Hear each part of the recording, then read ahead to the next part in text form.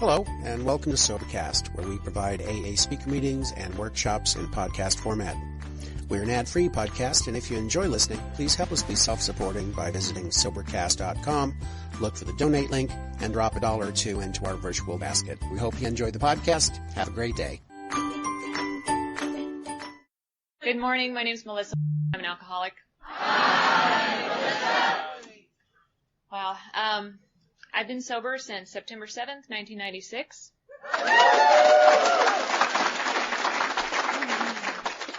My home group is the Glacier Group, and my sponsor is Susan W. That kind of took me by surprise. I thought there was going to be a bunch of readings and everything, and I had a couple more minutes to get it together. Oh, gosh.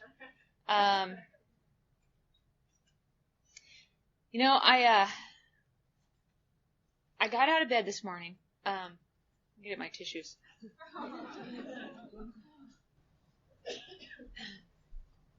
I got out of bed this morning and I got on my knees and I just cried. Normally I get on my knees and I just say the third step prayer and I go about my day, and it's rote, and I just go and I just cried and cried and cried. And the reason I did is because, I'm a little nervous.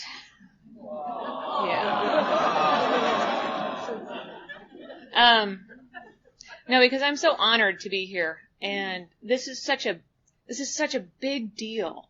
And last night, Larry T just brought it home to me about, God, this is a big deal. This is serious. It's not serious necessarily, but it's, it's life or death stuff. People are dying out there, and I don't get that sometimes, I'm 9 years sober, and I love my home group, and I love my sponsor, and I love the friends that I have made in the rooms, and I love what we do, and I just do it, and it's fun, and it's, we're all chatty, and we get in our groups that we're comfortable with, and sometimes I forget how serious this thing is. And, I was listening to Polly yesterday. And it was the same thing. I was sitting there with 4 or 5 of my girlfriends, and I was listening to this eloquent speaker speak about character defects. And it was wonderful. And I was just there, and everything was fine. And then she got to jealousy. And she hit me where I live.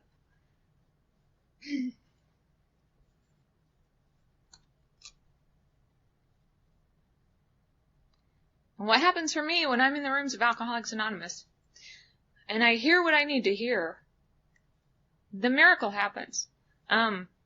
She started talking about jealousy, and I just got really still, and it's like, I can't move or I'm going to break apart.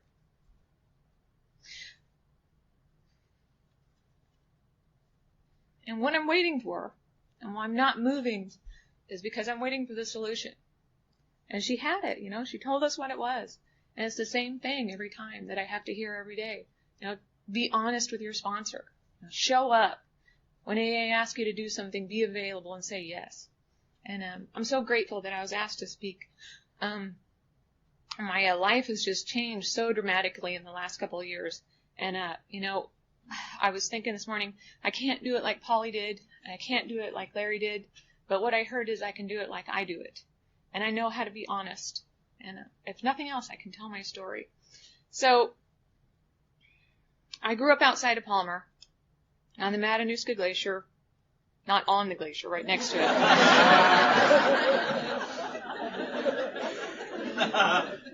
By Caribou Creek, and as a two-bedroom cabin. My parents were hippies, and, they homeschooled me. And what I remember from my childhood is it was idyllic, I remember my dad playing Bob Dylan songs on his guitar, and my mom teaching me English and literature, and, the books that I was starting on when I was 3 and 4 were things about Van Gogh, and, I don't know, it was amazing. We made all of our own food, we grew everything, had a 3-story greenhouse, lots of pot, and, it was great. It was a very good way to be raised. And, we left there when I was about 10 years old, and we went to Indiana. And my dad was a very, very, very active alcoholic all of those years, and he was a fun guy. He was not an abusive, mean alcoholic until later on down the road. But he had a little poker game going up here, and he lost the homestead and the cabin, and so we were gone pretty much overnight and went back home to Indiana. And we lived in a 16-man army tent on my uncle's ranch for a while. And those were some pretty scary years for me. I'd never been to public school, and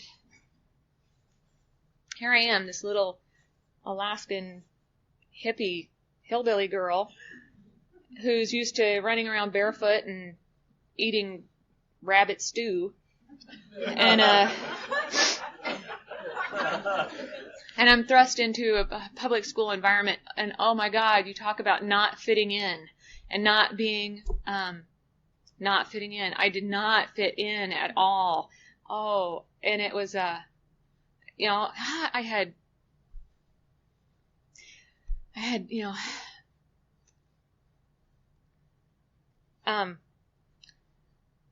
hope someday I can talk without crying all the time. But, I wore whatever clothes my parents could come up with, which were sometimes nobody got up, nobody did any laundry, and I just put on whatever I had, so it was, dirty, torn, whatever. I didn't know anything about brushing my hair or taking a bath, and in the 4th grade, those things are starting to become important. The girls are starting to notice this stuff. So now you may know I take a little extra time with my hair, a little more attention to the clothing. It's just my time. But, early childhood was pretty wild. I was in the midst of some insane alcoholism. And so the first time I got to take a drink was back when we were living in Alaska. And all I remember is it was homebrew, and we stole it, and it was with all my friends, and it was wonderful. It was just great because I was with my friends, and we were having fun, and, we got away with it, and no big deal. Nobody got hurt. I didn't get sick. It was nothing.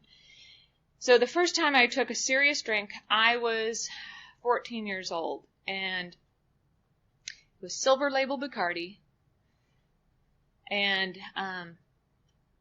I was with my girlfriend, and this is when I was in Indiana. We were partying on the campus of Indiana University. Big, big party town. And we ended up at a fraternity house. I was 14, and, I was drunk to the point of where I blacked out. And I was passed around by 3 or 4 guys. And it basically, that was it. That was my introduction into how I was going to live my life. I went home that night, and I snuck in the back door, and my mom saw me, and she just basically had this look of horror and disgust, and I felt like, okay, all right, it's all right, it's no big deal.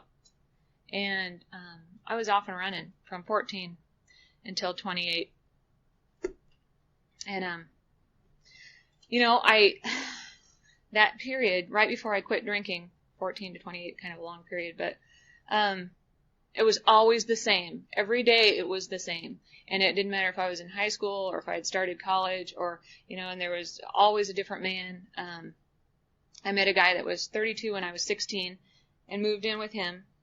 And he introduced me to ecstasy and cocaine and heroin, and we had a really good time, actually, for a long time. But it was the same thing, I got drunk, stayed up till 2 or 3 in the morning, started doing the cocaine, stay up till 9 or 10 the next day, and then puke my guts up, order a pizza about 2 o'clock, go to work, do the same thing all over again. And I did that for a long time, and I started working as a bartender when I was 21, I guess, and it was the greatest thing I could possibly imagine. My admirations were to be the best bartender the world has ever known. And I used to watch Cocktail over. And I mean, that was the life. I wore a bikini, and I stood behind a bathtub, and I served beers, and I made $500 a night. I had plenty of money for everything. I never had to buy drugs or alcohol. It was always readily available from somebody. And what started to happen for me, I really want to get into the solution. But, you know, the last days of my drinking, the last years of my drinking, you know, my sponsor told me once that it's not necessarily the details, but it's about how we felt when we were experiencing that stuff. And I just it was more and more lonely. You know, I had people around me all the time, and I was doing all kinds of crazy things. My drinking took me to places that pitiful and incomprehensible demoralization doesn't really describe it. And I get into that in detail when I speak at women's prisons. And isn't that funny? That's where I feel most at home, is in either a prison or a treatment center. And that's where the rubber meets the road for me. Get to tell all the details. I don't know why they're important, but sometimes they are for people to identify. But so it got to be disgusting. I mean, the way that I was living. And every time I'd start to get it together a little bit, I'd end up sleeping with somebody by accident. I'd end up, it was always my best friend's boyfriend or my boss or my landlord. I mean, somebody. And it was just, I started to feel more and more like I have no worth. I'm a disgusting human being, and there's just I don't see why I'm living. And suicide became an option when I was younger. Right before I started drinking, 14, I was a cutter too, and Polly talked about that. And I know other women in the rooms of AA who are cutters, and I completely understand them so well, because every time that I took the razor blade and I was cutting, it was like I was releasing all of that poison and all of that toxin that had been built up in my soul. And the day I took my first drink, I didn't have to do that ever again. But it got back to that point where I didn't know. I couldn't get the relief from alcohol, and I couldn't get the relief from drugs. And I either had to kill myself or I had to find something else. And what happened was nothing that I did. I was working at the bars, and I looked great. And everything was beautiful on the outside. You know, it's all sparkly and shiny. And I met this bartender who had been sober for 7 years. And she asked me, she spotted me out of a crowd of, 2,000 people. And she said, if you ever want to go to a meeting with me, just, let me know. And I didn't know what she was talking about. I had no clue. I'd never heard about Alcoholics Anonymous. I had never heard about anybody living sober. I did not know anything about that at all. And in the meantime, she introduced me to this guy who had just stepped foot out of a treatment center. Or a halfway house, actually. He had just overdosed on heroin. And she goes, you should really meet this guy. He's an amazing man. And he was. And I married him. But he took me to my first meetings. I went as a normie. Because I don't know how I could possibly go as a normie, but I did. I sat in NA meetings and CA meetings and a few AA meetings, and it was great. I mean, I kind of sort of felt it maybe a little bit, but I really wasn't ready.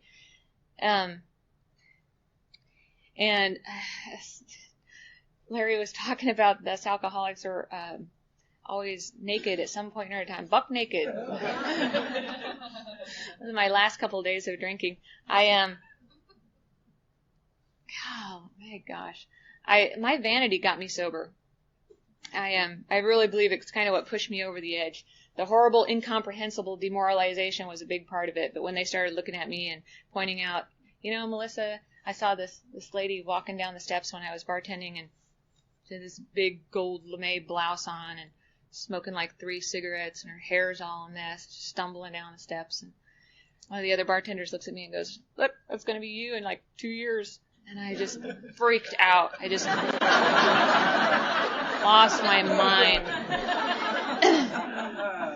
So the heroin addict guy that I married, he got a Corvette, and he was going out.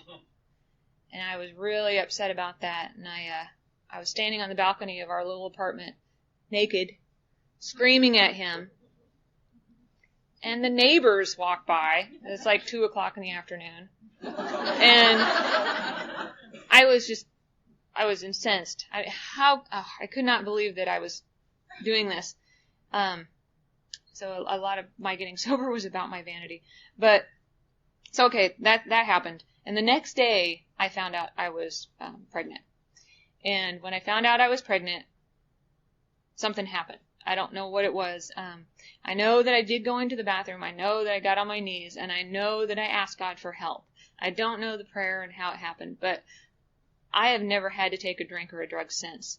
That's where it started. The first meeting I went to was after my son was born. And he was just a couple days old. And I went to my first meeting, and it was at a treatment center. And I heard this guy talking from the podium about being growing up on a college campus and how he drank in the dorms and the keggers. And I identified with another alcoholic the first time in my life. And what he had to say impacted me so strongly because I felt like it's that solution. I felt like there was some hope. I felt like, I'm home. And everybody talks about that big sigh of relief. I'm home. And I think that's why it's so important for me to try to be as honest as I possibly can, not only about what it was like and what happened, but what it's like now. Because, I've been around here for a long time, and I have done this program so strangely. My first meeting, I'm a year stone cold sober. And I'm at the treatment center, and I hear this guy talking, and I relate to what he has to say. And afterwards, they asked afterwards for birthdays. And I said, "Oh, I got a year." And somebody said, "Oh, well, get up and tell us how you did it." And I did, and I cannot imagine what I told those poor people. Yeah, I basically just stay at my apartment and read my boyfriend's big book to see what he's underlined so I can decipher what he's doing. Call the phone numbers in there. Susie calling. Why are you calling my husband? That's all I did. I just tortured my husband. So I was there, and after I shared my experience, strength, and hope from the podium, this lady came up, and it was the guy who had spoke. It was his wife, and she goes, "I think I'm going to be your sponsor." I said, "Okay." I didn't even know what a sponsor was, and she was like 6 feet tall and 400 pounds, and wore overalls, and she had scars, and she was kind of scary. And but she took me home that night to her trailer, and they did things that I had never seen in my life. I had never seen this in my entire life. She talked to her husband like this. She'd say, "Hey, honey, are you going to do the dishes tonight, or is it my turn?" And he'd go, "Oh, no, I'll take care of it. You don't worry about it. I'll put the food away too." And she said, "Oh, thank you." I've never heard that kind of talk before. I don't know what that means. I don't get that at all. And we went and we got on our knees and we did steps 1 and 2 and said the third step prayer together. And that's when I had my first spiritual experience there in her little trailer. And it was shortly thereafter that I decided she was far too intrusive. She was concerning herself with things that I really could take care of. Like him, my psychopathic ex-murderer. she would ask me questions, really simple questions like, do you like the way he talks to you? Well, yes, I do. I understand him. He's got these issues and he's having a rough day. And it's so funny. I've been coming to these conferences and meetings for a while, big ones, and I'm getting to know some of the Al-Anons, and a couple of them were asking me yesterday, update them on the story of the psychopathic axe murderer, so I'm going to have to make sure I fill them in on that. But she was just getting really, really involved in my life and asking me to do things I was not interested in doing. I had a child and I was staying at home. I was not working, but I was very busy. I was writing a children's book. I had a little mural business going. I was raising my son, trying to make sure the house was clean and the dinners were perfect for him when he got home. And she kept asking me about going to meetings and being a part of AA. And I finally I stopped calling her back. Well, we did get through the 4th and the 5th step. And what she did for me is, I think what has helped me stay sober all of these years is we did the 4th step. I did it to the best of my ability, and I shared it with her. And that night she called me up and she said, Melissa, is there anything that you left out?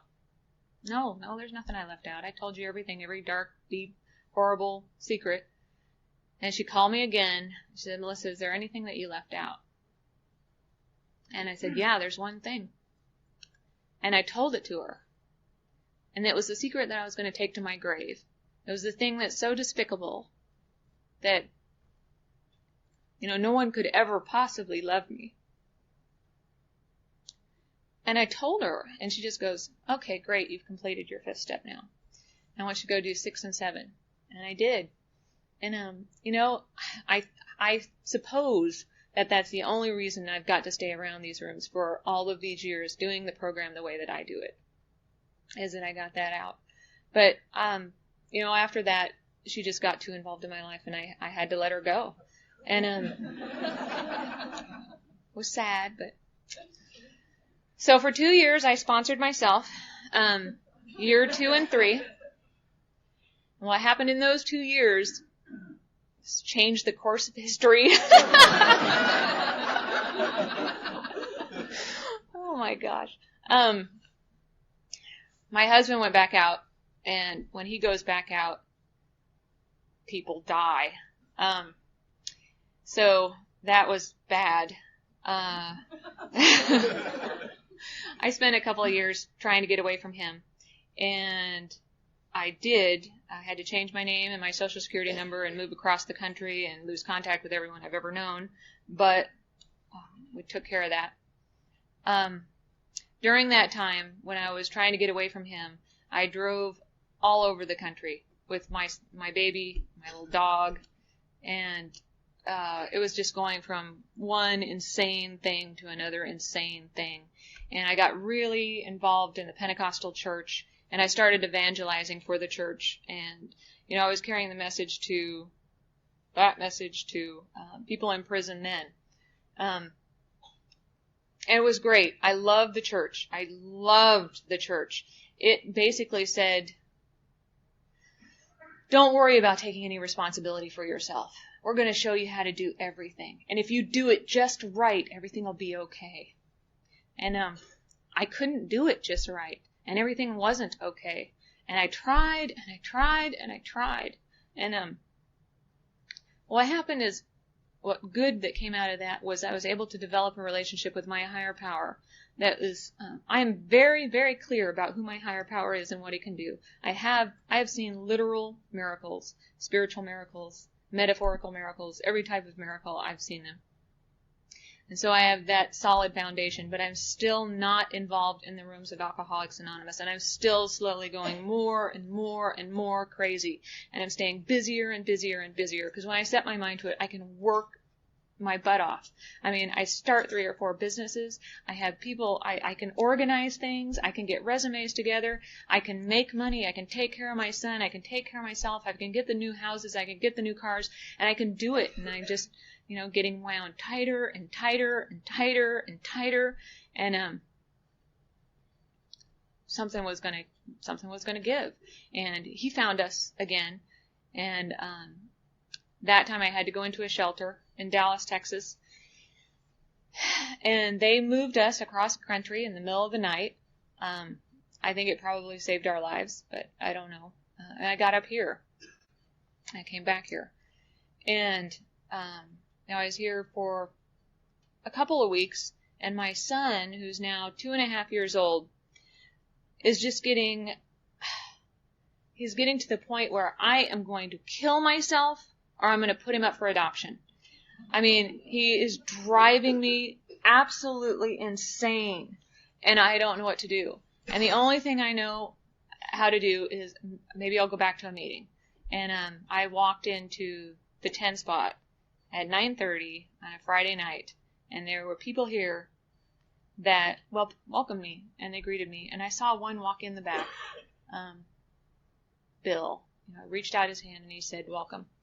And once again, I felt like I was at home. So I started going to meetings again, and I made Sunshine my home group. And I showed up late, and I left early. And I went to see what the guys were doing. Are you single yet? I know you're in a relationship, but around here, 2 weeks ought to do it. I can wait. And what I've discovered is the really sick ones announce their availability very clearly. Yeah, my dog died, my girlfriend left, my phone number's 555-2732. All the sick girls in the back right now. But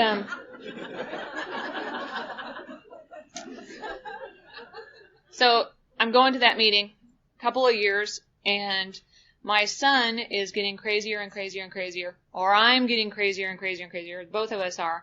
I start taking him to psychologists. I start taking him to therapists. He's pronounced as ADD, attention deficit disorder and hyperactive, and he's got bipolar, and he is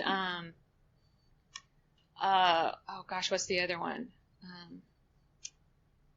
Something just so I don't know what it was, but there's 3 or 4 things. So I'm making a little folder. I've got all these doctors and their cards in there, and I've got all these diagnoses, and I've got just all this stuff. I'm getting help from the state, and I'm getting help from all these different people, and basically what it comes down to is just medicate the hell out of the boy.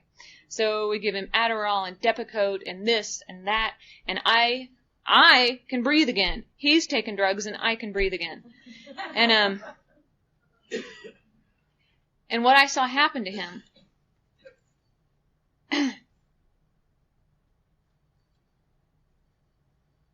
I don't know where he went.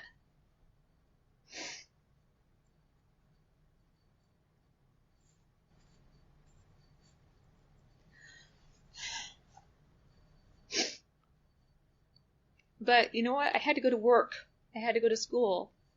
I had to take care of myself. Because I don't know about being in these rooms and letting a higher power take care of me. I don't have a sponsor telling me what I need to do.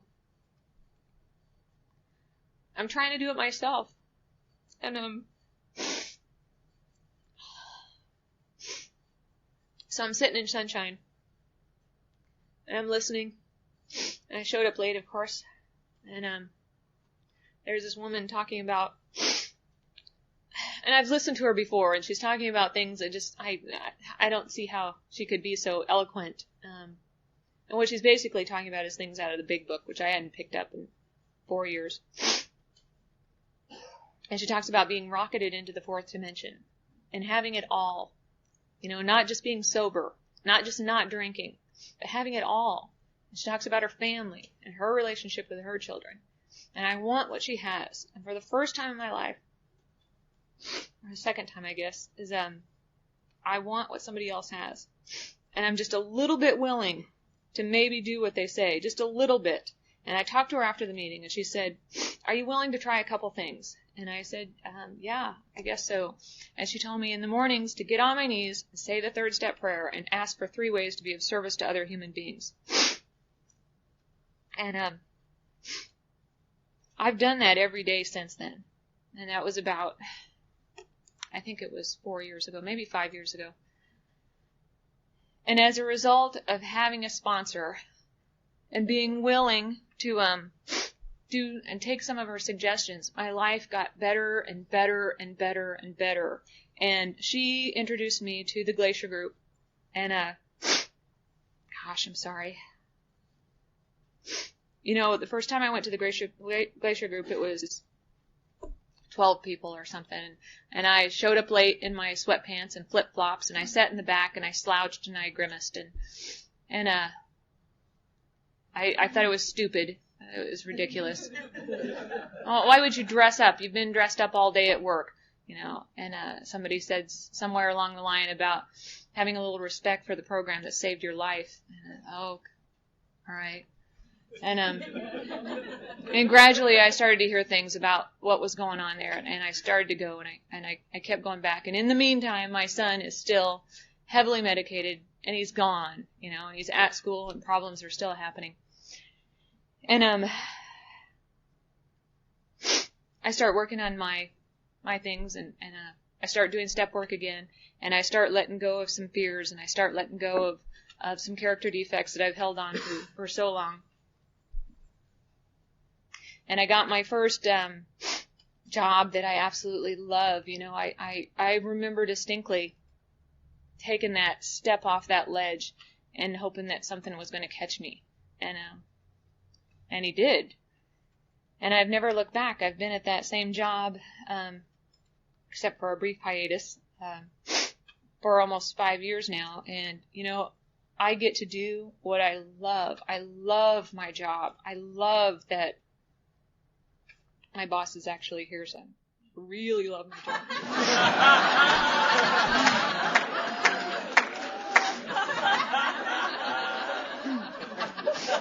But you know, that's just one thing. That's one of the things that the miracles that have come to pass. You know, Polly talked about great events will come to pass, and I was thinking about those. You know, great events have come to pass, and okay, so I'm working with a sponsor, sort of doing the things that she suggests. My life is starting to get a little bit better. I'm starting to look at alternative solutions for Dylan. And I start getting really rebellious. And you know, pretty soon, all these great things that are happening in my life, I could have done them myself. You know, I just needed to be in the right spot. I needed to be dressing the right way. I just needed to be being at the right job. I needed to have the right friends. It's not what I'm doing on a daily basis that is giving me all this stuff. And I just have to thank Larry again. You know, God, you just made it so clear for me that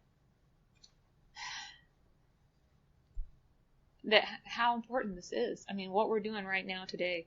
And if you missed yesterday and you didn't get to hear them, if you get their CDs, boy, I'd really highly recommend it.